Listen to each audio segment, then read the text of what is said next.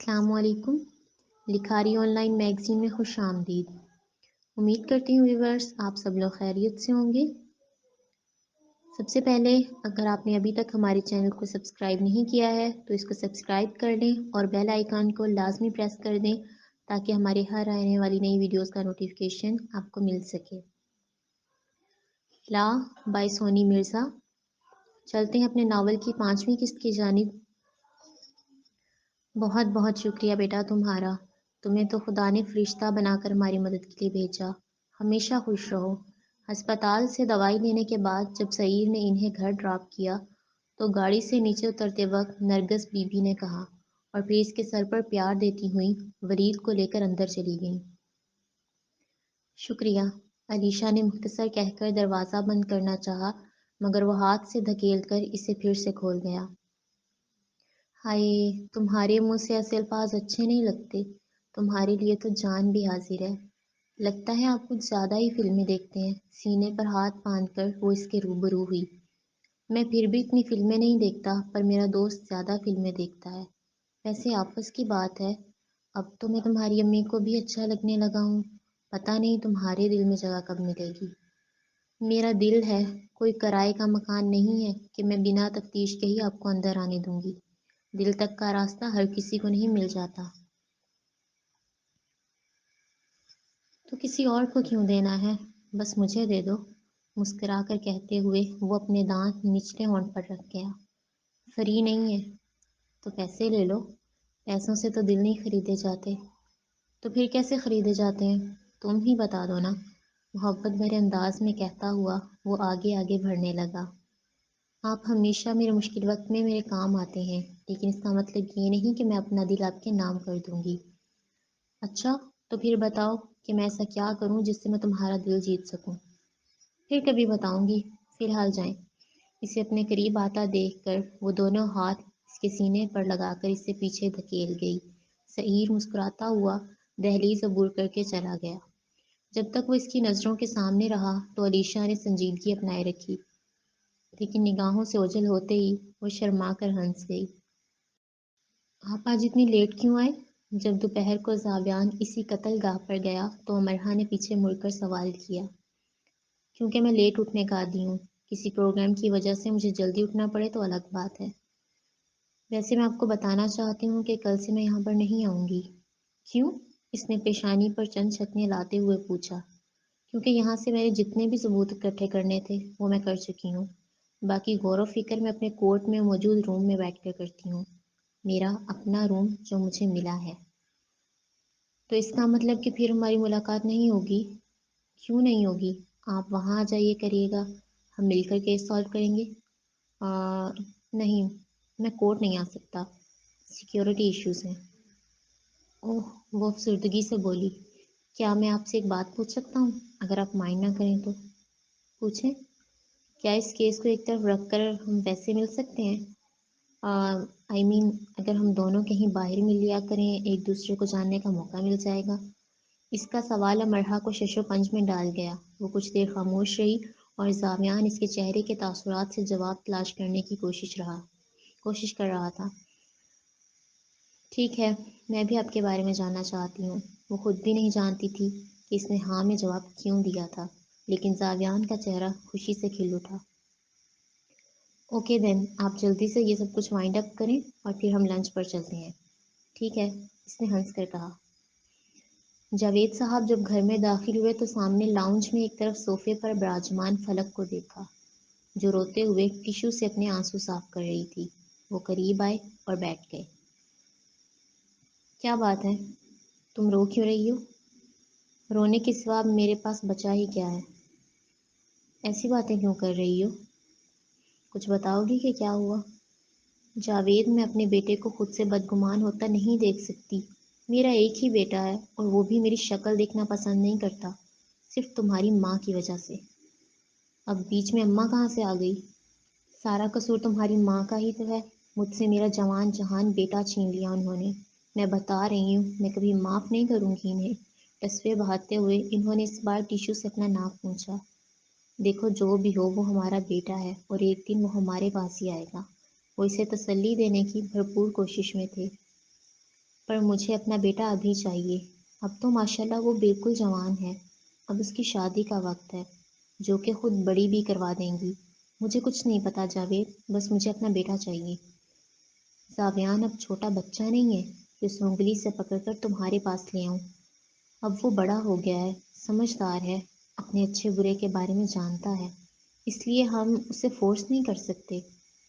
ایک تو تمہاری ماں کی اتنی عمر ہو گئی ہے پر ابھی تک مری ہی نہیں، کم از کم قبر میں گئی ہوتی تو آج میرا بیٹا میرے پاس ہوتا۔ جب فلک بیگم نے بے حس ہو کر کہا تو جاوید صاحب اپنے دانت پیس کر چلتے بنے۔ وہ جانتے تھے کہ ان سے بحث بیکار ہے۔ وہ دونوں ہوٹل کی میز پر آمنے سامنے بیٹھے تھے۔ زاویان مسلسل اسے دیکھتا رہا لیکن وہ نظریں جھکائے ہوئے تھی۔ کیا ہم یہاں پر خاموش بیٹھنے کے لیے آئے ہیں؟ زاویان نے چپ توڑی۔ نہیں، کہیں آپ۔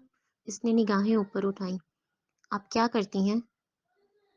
تم کہیں پلیز۔ کیوں؟ مجھے اپناپن محسوس ہوگا۔ وہ مسکرایا۔ تو کیا کرتی ہو تم؟ لائر ہوں، اس نے سیدھا سا جواب دیا۔ آئی مین فری ٹائم میں کیا کرتی ہو؟ میرے پاس فری ٹائم ہوتا ہی نہیں، کسی نہ کسی کیس کے سلسلے میں الجھی رہتی ہوں۔ کتنے بہن بھائی ہو؟ اکلوتی ہوں۔ جواب سن کر زاویان کی مسکراہٹ مزید گہری ہو گئی اور وہ ایک جانب دیکھنے لگا۔ آپ ہنسے کیوں؟ اس نے بے چین نظروں سے دیکھا۔ ایکچولی میں بھی اکلوتا ہوں، اس لیے۔ اوہ نائس۔ آپ کیا کرتے ہیں؟ میرا مطلب ہے فری وقت میں۔ یاد کرتا ہوں۔ کیا یاد کرتے ہیں؟ کسی اپنے کو یاد کرتا ہوں۔ بولتے وقت وہ اس کی آنکھوں میں دیکھ رہا تھا۔ کیا کوئی اپنا آپ سے بچھڑ گیا ہے؟ ملا ہی نہیں تو بچھڑتا کیسے؟ آپ کی باتوں کی مجھے کچھ بھی سمجھ نہیں آ رہی۔ ایک دن آ جائے گی۔ اچھا چلو دیکھتے ہیں۔ اس نے لب پھیلا دیے۔ لنچ سے پہلے چائے پیو گی یا کافی؟ آلویز کافی۔ مجھے کافی زیادہ پسند ہے۔ Flavour? Black. Too good, same. وہ پھر سے مسکرایا اور ویٹر کو بلا کر کافی کا آرڈر دیا، پھر دوبارہ اس کی طرف متوجہ ہوا۔ تمہارے ماما بابا کیا کرتے ہیں؟ وہ ماما تو ہاؤس وائف ہیں اور بابا۔ اس سے آگے وہ مزید بول ہی نہیں پائی تھی اور خاموشی سے گردن جھکا دی۔ Okay be relax. زاویان کے بولنے پر اس نے پھر سے نظریں اٹھائیں۔ آپ کے پیرنٹس کیا کرتے ہیں؟ میری ممی خود ایک بزنس وومن ہے اور پاپا بھی۔ اوہ بہت خوب۔ بٹ میں اپنی دادوں کے ساتھ رہتا ہوں۔ ایسا کیوں؟ وہ متجسس ہوئی۔ کیونکہ بچپن سے لے کر آج تک میری دادوں نے ہی ہمیشہ مجھے پیار دیا اور مجھے پالا۔ میری ممی پاپا کے پاس کبھی اتنا وقت ہی نہیں تھا کہ وہ مجھے ٹائم دیں، اس لیے میں کبھی بھی ان سے اتنا ایموشنلی اٹیچ نہیں ہو پایا۔ انہیں ہر وقت بس اپنے بزنس اور سوشل لائف کی پڑی رہتی تھی۔ مجھے یہ چیز کافی فیل ہوئی تھی، سو جیسے ہی جوان ہوا تو میں سیپریٹ ہو گیا۔ پر آپ کے پیرنٹس کو آپ کی یاد تو آتی ہوگی۔ I don't care. مانتا ہوں کہ انہوں نے مجھے زندگی کی ہر سہولت دی، اچھے سے اچھے کالجز یونیورسٹیز میں پڑھایا، لیکن جس چیز کی مجھے سب سے زیادہ ضرورت تھی وہ انہوں نے مجھے نہیں دی، اور وہ تھا ان کا پیار، ان کا وقت۔ اس لیے تو اب مجھے بھی فرق نہیں پڑتا کہ وہ میرے بارے میں کیا سوچتے ہیں۔ کیا میں آپ سے ایک بات پوچھوں؟ آپ تو مجھے صحیح طریقے سے جانتے بھی نہیں ہیں، اور آپ نے مجھ سے اپنا اتنا بڑا سیکرٹ شیئر کیوں کیا؟ مطلب کہ اپنی پرسنل لائف کے بارے میں؟ مجھے نہیں لگتا کہ اس میں کوئی چھپانے والی بات ہے، اور ویسے بھی میں اپنے سیکرٹ ہر کسی سے شیئر نہیں کرتا۔ اگر کسی سے کرتا ہوں تو اس کا مطلب کہ وہ میرے لیے بہت خاص ہے۔ تو اس کا مطلب کہ میں آپ کے لیے خاص ہوں؟ اس کے چہرے سے بے چینی صاف واضح ہو رہی تھی۔ عقل مند کے لیے اشارہ کافی ہوتا ہے مس امرہ۔ ویسے کل آپ نے میری تعریف کی تو مجھے اچھا لگا۔ وہ کچھ اسپیشل نہیں تھا۔ اگر مجھے کسی کے جوتے بھی پسند آتے ہیں تو میں تعریف کر دیتا ہوں۔ پل بھر میں اس کی بدلتی ہوئی فیلنگز امرہ کو کشمکش میں ڈال گئی تھی۔ یعنی ایک طرف وہ اس کے لیے اتنی خاص تھی اور دوسری طرف بالکل عام۔ اتنے میں ویٹر نے 2 کافی کے مگ ان کے سامنے رکھے اور چلا گیا۔ اگلے ہی پل بادل گرجنے کے ساتھ ہی تیز بارش بھی ہونے لگی۔ بارش کو دیکھ کر وہ پاگلوں کی طرح مسکراتی ہوئی اٹھی اور ہوٹل سے باہر نکل گئی۔ زاویان عجیب نگاہوں سے اسے دیکھ رہا تھا۔ وہ پارکنگ ایریا میں کھڑی ہو کر اپنے دونوں بازو پھیلائے بارش میں بھیگنے لگی۔ اسے بارش سے یوں بھیگتا دیکھ کر وہ بلند آواز میں پکارا، امرہ کم آن، اندر آ جاؤ، تمہیں ٹھنڈ لگ جائے گی۔ اس کی آواز جب کانوں سے ٹکرائی تو وہ بھاگتی ہوئی اس کے پاس آئی اور پھر اسے ہاتھ سے پکڑ کر زور سے کھینچا تو وہ بھی صحن میں آ گیا۔ کیا کر رہی ہو؟ خود کو مرنے کا ارادہ ہے، خود تو مرنے کا ارادہ ہے، پر مجھے کیوں مار رہی ہو؟ اس نے تھوڑا سرد انداز میں پوچھا۔ بابا جی کہتے ہیں کہ پتر جیو تو ساتھ جیو اور مرو تو بھی ساتھ مرو۔ اور وہ کون سے بابا جی ہیں؟ چھوڑیں آپ انہیں نہیں جانتے۔ اگر آپ کو بارش سے یا سردی سے ڈر لگتا ہے تو اندر چلے جائیں۔ ڈرتا نہیں ہوں میں۔ تو پھر میرے ساتھ بھیگ جائیں، دھیرے سے کہہ کر جب وہ زور سے ہنسی اور رخساروں پر ڈمپل پڑے تو انہیں دیکھتے ہی وہ پگھل گیا۔ اس کے بعد وہ نہیں جانتا تھا کہ وہ کب تک کھڑا اس کی مسکراہٹ دیکھتا رہا۔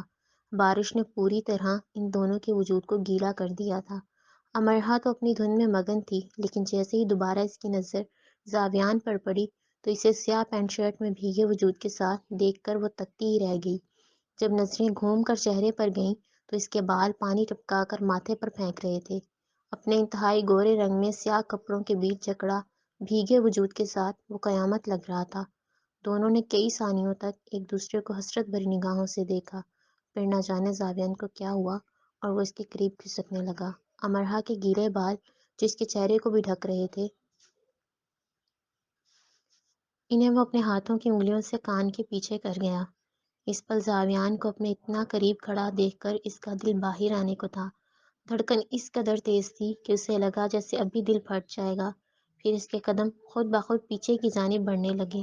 وہ بھاگ کر واپس ہوٹل میں آئی اور ٹیبل پر موجود اپنا پرس اٹھا کر سڑک کے قریب گئی۔ زاویان امرہا امرہا چلاتا ہوا اس کے پیچھے بھاگا، لیکن وہ رکشہ پکڑ کر چلی گئی تھی۔ اپنے بالوں میں ہاتھ پھیر کر اس نے پانی جھاڑا اور اپنی گاڑی میں بیٹھ کر رفو چکر ہو گیا۔ علیشا اپنے کمرے میں بیٹھی دفتر کے کاغذات میں کچھ الجھی ہوئی تھی۔ غور و فکر کرتے وقت اچانک اس کی آنکھوں کے سامنے سعیر کا چہرہ آ گیا۔ اس نے جو گزشتہ رات اس سے کہا تھا وہ اس کے متعلق سوچنے لگی۔ نرگس بیگم نے کمرے میں قدم رکھا اور اسے گمسم سا بیٹھا دیکھ کر پاس آ گئیں۔ کیا سوچ رہی ہو؟ کچھ نہیں، اس نے حواس بحال کر کے کہا۔ ولید کے لیے پریشان ہو؟ اس کی پریشانی تو ہر وقت رہتی ہے امی۔ اس کا مطلب کہ اس بار کوئی اور پریشانی ہے؟ نہیں، آپ بتائیں، کچھ کہنا تھا کیا؟ بیٹا گھر کے خرچوں کے لیے پیسے نہیں بچے، کہو تو جو تم نے 7.5 لاکھ روپیہ پکڑایا تھا اس میں سے خرچ کر لوں؟ نہیں امی، وہ پیسے میں نے ولید کے علاج کے لیے لیے تھے۔ میں کل سر سے جا کر ایڈوانس تنخواہ کی بات کرتی ہوں، پھر آپ کو دوں گی۔ ٹھیک ہے، میں نے چولہے پر چائے رکھی تھی، میں ذرا اسے دیکھ لوں۔ جی۔ ان کے جاتے ہی وہ پھر سے اپنے خیالوں کی دنیا میں مگن ہو گئی۔ اپنے گھر میں قدم رکھ کر امرہا نے دروازے کو اپنی پشت سے دونوں ہاتھوں کی مدد سے بند کیا۔ جب سامنے نظر پڑی تو صحن میں جڑی چارپائی پر رمشا اسے جانچتی نظروں سے گھور رہی تھی۔ امرہا نے چونک کر اسے دیکھا اور بھاگ کر پاس آ بیٹھی۔ تم کب آئی؟ کافی دیر سے آئی ہوں، پر تم اتنی لیٹ کیوں آئی آج؟ اس نے الٹا سوال داغ دیا۔ میں تمہیں کچھ بتانا چاہتی تھی۔ بتاؤ۔ تم جس راک سٹار زاویان کی فین ہو نا، اب میں روز اس سے ملاقات کرتی ہوں۔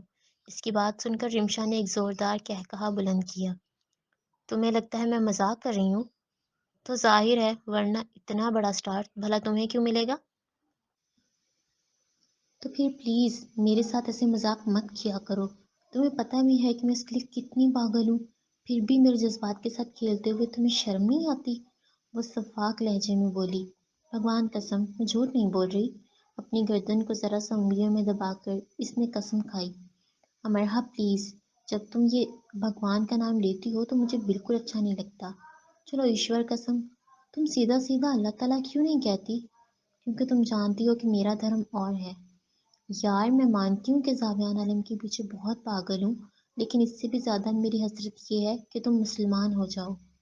اچھا تم اب ٹاپک کو دوسری طرف مت لے کر جاؤ پلیز۔ اور سچ کہوں تو تمہارا یہ راک سٹار زاویان صاحب سچ میں غضب کا حسین ہے۔ خبردار جو اس پر گدی نگاہ ڈالی تو مار دوں گی میں تمہیں، اس نے انگلی دکھا کر دھمکانہ انداز میں کہا۔ تو اس کا مطلب اب تم بہت جلد میرا قتل کرنے والی ہو؟ پہلے مجھے ملواؤ اس سے، پھر بعد میں سوچیں گے۔ جواب کے طور پر امرہا ہنسی تو وہ بھی دانت نکالنے لگی۔ رات کے 9:10 ہو رہے تھے اور زاویان بالکنی میں کھڑا باہر کے منظر سے لطف اٹھاتا ہوا اپنی پینٹ کی جیبوں میں ہاتھ ڈالے امرہا کو اپنے ذہن کے آئینے میں اتارتے ہوئے مسکرا رہا تھا۔ اسے وہ پل شدت سے یاد آ رہا تھا جب وہ ہنسی تھی اور اس نے اس کے بالوں کو چھوا تھا۔ کمرے میں ہونے والی ذرا سی آہٹ نے اس کے خیالوں کی حسین دنیا کو ڈسٹرب کر دیا تھا۔ وہ پشت کی جانب گھوما تو دلشاد بیگم اپنی لاٹھی ہاتھ میں پکڑے اس کی طرف آتی دکھائی دی۔ وہ جھٹ سے ان کی جانب لپک گیا۔ ارے دادو، آپ کیوں آئیں؟ کوئی کام تھا تو مجھے بلا لیتی۔ انہیں کندھوں سے پکڑ کر وہ سہارا دیتے ہوئے بیڈ پر بیٹھ گیا، بٹھا گیا۔ بس بات ہی کچھ ایسی تھی کہ مجھے خود آنا پڑا۔ جی کہیں دادو۔ وہ فرش پر ہی ان کے گھٹنوں میں بیٹھ گیا۔ نیچے کیوں بیٹھے ہو؟ یہاں اوپر بیٹھو میرے ساتھ۔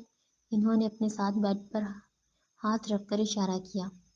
بس یہاں بیٹھنا اچھا لگتا ہے۔ وہ مسکرایا تو دلشاد بیگم نے اس کا ماتھا چوم لیا۔ ہمیشہ خوش رہو، آباد رہو میرے شیر۔ آمین۔ تمہیں کچھ دکھانا ہے؟ دکھائیں۔ اس نے دلچسپی ظاہر کی۔ اپنے ہاتھ میں پکڑی ہوئی چند تصاویر وہ اس کی جانب بڑھا گئیں۔ یہ کیا ہے؟ زاویان نے حیرانگی سے دیکھا۔ یہ چند خاندانی لڑکیوں کی تصویریں ہیں۔ ایک رشتے کروانے والی بہن سے میں نے تمہارے بارے میں بات کی تھی۔ تم دیکھ لو ان میں سے تمہیں کون سی لڑکی اچھی لگتی ہے، اور جو پسند آئے تو پھر بتانا، ہم بات آگے بڑھائیں گے۔ اپنے ہاتھوں میں پکڑی ہوئی تصویروں کو وہ فرش پر ایک طرف رکھ کر نظریں ناگواری سے پھیر گیا۔ منہ مت بناؤ، دیکھو ان تصویروں کو۔ دلشاد بیگم اس کے تاثرات کو بھانپ کر بولی۔ یار دادو، آپ جانتی ہیں کہ میں اگر اس بے ڈھنگی لڑکی کا نام لیا نا، جسے ڈھنگ سے کپڑے پہننے کا بھی نہیں پتا، تو ابھی ایک تھپڑ کھاؤ گے مجھ سے۔ تمہیں اچھے سے پتا ہے کہ وہ لڑکی مجھے بالکل نہیں پسند۔ ساری ٹانگیں اس کی نظر آ رہی ہوتی ہیں۔ ارے جسے صحیح سے کپڑے پہننے کا نہیں پتا، وہ گھر کو کیا سنبھالے گی؟ اس کی بات کاٹ کر وہ سختی سے اپنی سنا گئی۔ کم آن دادو، میں ہانیہ کی بات نہیں کر رہا۔ وہ چڑ گیا۔ اب کون سی پٹا لی پھر؟ دادو میں نے کسی کو نہیں پٹایا، اور نہ ہی میں آپ سے کسی لڑکی کے بارے میں بات کرنے والا ہوں۔ میں بس آپ سے اتنا کہنا چاہ رہا ہوں کہ مجھے فی الحال شادی نہیں کرنی۔ تو جب بوڑھے ہو جاؤ گے پھر کرو گے کیا؟ ابھی اتنی جلدی کہاں بوڑھا ہو رہا ہوں؟ بس 3-4 سال مزید میں اس شادی کے بندھن میں قید نہیں ہونا چاہتا۔ 3-4 سالوں تک تو میں نے تمہارے بچوں کو اپنے ہاتھوں میں کھلانا ہے، ورنہ کیا پتا زندگی مہلت نہ دے۔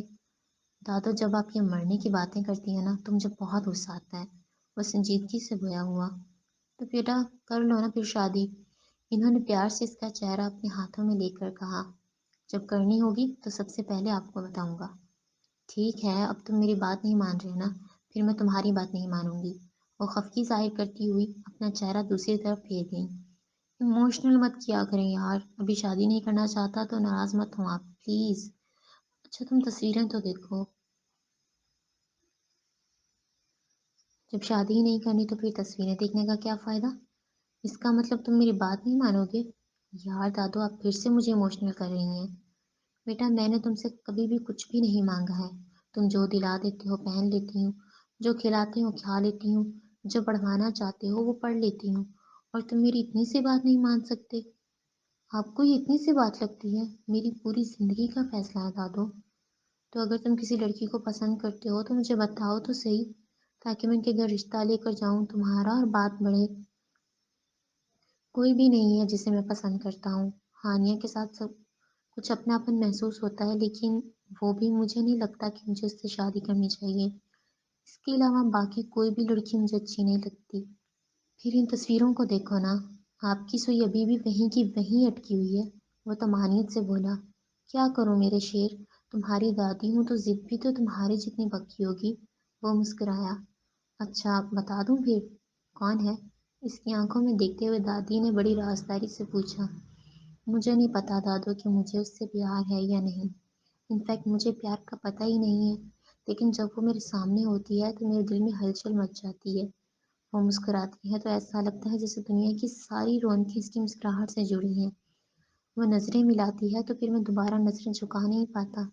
بس مجھے اتنا پتہ ہے کہ وہ مجھے پیاری لگتی ہے، لیکن یہ نہیں جانتا کہ شادی کرنی چاہیے یا نہیں۔ یہ بھی نہیں جانتا کہ اس کے ساتھ خوش رہ پاؤں گا یا نہیں۔ بس اتنا پتہ ہے کہ وہ باقی لڑکیوں سے مختلف ہے۔ اپنے دل کا حال سناتے ہوئے وہ جیسے ساتھ ساتھ ہی اس کی ہر ادا کو محسوس کر رہا تھا۔ دلشاد بیگم بڑے غور سے اس کی باتیں سن رہی تھی۔ جس طرح تم بیان کر رہے ہو تو مجھے تو ایسا ہی لگتا ہے کہ تمہیں اس سے محبت ہو گئی ہے۔ یار دادو پلیز، یہ محبت میرے لیے نہیں بنی، میں جس لڑکی کو چاہتا ہوں یا جس کی طلب کرتا ہوں وہ خود میری طرف دوڑی چلی آتی ہے۔ یار ویار کا کوئی سین نہیں ہے میری لائف میں آنے والا۔ حقیقت کو جھٹلاؤ گے تو نقصان تمہارا اپنا ہے۔ اگر وہ اچھی لگتی ہے تو اسے بتا دو۔ اچھی لگے گی تو بتاؤں گا نہیں، لیکن اگر محبت ہو جائے گی تو ضرور بتاؤں گا۔ نام کیا ہے اس کا؟ امرہا۔ نام تو اچھا ہے۔ کہاں ملے؟ ہانیہ کی کزن کا مرڈر ہوا تھا، اسی سلسلے میں وہ کیس لڑ رہی ہے، وہیں ملاقات ہوئی۔ وکیل ہے؟ جی۔ اس بے ڈھنگی لڑکی کی طرح الٹے سیدھے لباس تو نہیں پہنتی نا؟ اس کی بات پر وہ زور سے ہنسا۔ نہیں دادو، بلکہ وہ تو بہت سادگی پسند لگتی ہے۔ میں نے تو اسے ہمیشہ ایک لائر کے حلیے میں ہی دیکھا ہے۔ چلو میں تمہیں 1 مہینے کا وقت اور دیتی ہوں، اسے اچھے سے جان لو، اور اگر وہ تمہیں شادی کے لیے بہترین لگے تو بتانا۔ لیکن اگر 1 مہینے تک بھی تمہارا جواب انکار ہی ہوا تو پھر یہ جو تصویریں نیچے پڑی ہیں ان میں سے ہی کسی لڑکی سے میں تمہاری شادی کروا دوں گی۔ اوکے۔ اس نے پیار سے دلشاد بیگم کے ہاتھ پر اپنا ہاتھ رکھا، وہ مسکرائیں اور پھر سے پیشانی سے بوسہ دیا۔ سحیر آج پھر سے ہیرا منڈی آیا تھا، کسی نئی حسینہ کی تلاش میں۔ وہ آج رات کسی اور کوٹھے پر گیا۔ وہاں کی سردارن ایک بستر پر بڑے رعب سے بیٹھی دکھائی دیں۔ السلام علیکم۔ وعلیکم السلام، عورت نے بھرپور انداز میں جواب دیا۔ کسی حسینہ کی تلاش میں ہوں، ملے گی؟ رقم کتنی ہے؟ 15,000۔ ضرور ملے گی، اس عورت نے ہونٹوں پر تبسم سجا کر کہا، پھر اپنے قریب کھڑی ایک دوسری عورت کو اشارہ کیا تو وہ اپنے ساتھ کسی جوان خوبصورت لڑکی کو لے آئی۔ یہ لو لڑکے، اس کا نام بلقیس ہے۔ اچھے سے دیکھ لو، خوبصورت لگ رہی ہے نا؟ اس کے کہنے پر وہ ہوس بھری نگاہوں سے بلقیس نامی اس لڑکی کو بڑی غور سے دیکھنے لگا۔ ہاں اچھی ہے، یہ لو پیسے۔ سحیر نے 15,000 اس عورت کے ہاتھ میں تھمائے اور اس لڑکی کو لے کر چلتا بنا۔ تھوڑی ہی دیر میں وہ اپنے چھوٹے سے فلیٹ میں داخل ہو کر اسے بیڈ پر گرا گیا۔ دروازے کی چٹکنی چڑھا کر وہ اس کے قریب آیا۔ بہت پیاری ہو اور مجھے خوشی ہے کہ آج تم صرف میری ہو، بڑے ہوس بھرے انداز میں کہتے ہوئے سحیر اپنی شرٹ کے بٹن کھول کر اس پر جھکا۔ بلقیس مسکرا کر اپنے بالوں کو گردن کے پیچھے کرتی اسے تکنے لگی۔ وہ اپنے ہونٹ اس کے ہونٹوں کے قریب لے جا رہا تھا۔ جیسے ہی اس کے ہونٹوں نے لڑکی کے لبوں کو خود میں قید کرنا چاہا تو دل چیخ اٹھا۔ اگلے ہی پل وہ اپنی پوری آنکھیں کھول کر اس لڑکی کو اپنے نیچے لیٹا دیکھ سکتا تھا۔ پھر ایک اندیکھی طاقت اسے بلقیس سے کھینچ کر دور لے گئی۔ فرش پر ننگے پاؤں کھڑا ہو کر وہ اپنے دماغ کو کچھ سمجھانے کی کوشش میں تھا، لیکن دماغ نے علیشا کا مسکراتا چہرہ اس کی آنکھوں کے سامنے لا کر کھڑا کر دیا تھا۔ دل اس سے لڑنے لگا، کبھی نفس حاوی ہو جاتا اور وہ پھر سے اس لڑکی کی طرف بڑھتا، لیکن اگلے ہی پل دل بازی لے جاتا۔ دل اور نفس کی اس جنگ میں بالآخر دل جیت چکا تھا۔ اپنی دسترس میں آئی لڑکی کو بنا چھوئے ہی وہ پھر سے اپنی شرٹ کے بٹن بند کرتا ہوا باہر بھاگ گیا۔ بلقیس عجیب نگاہوں سے اسے جاتا دیکھتی رہی۔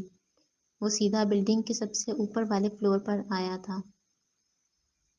ٹیرس پر کھڑا ہو کر اپنے ہاتھوں کی انگلیوں کو بالوں میں ٹھونسے تیز تیز سانس لینے لگا۔ زندگی میں پہلی بار کسی لڑکی کے خیال نے ہی اسے آج گناہ سے بچا لیا تھا۔ فرش پر بیٹھ کر اپنے دونوں گھٹنوں پر کونیاں ٹکائے وہ آسمان کو تکنے لگا۔ کیوں خدایا، یہ سب کیا ہو رہا ہے میرے ساتھ، اور کیوں؟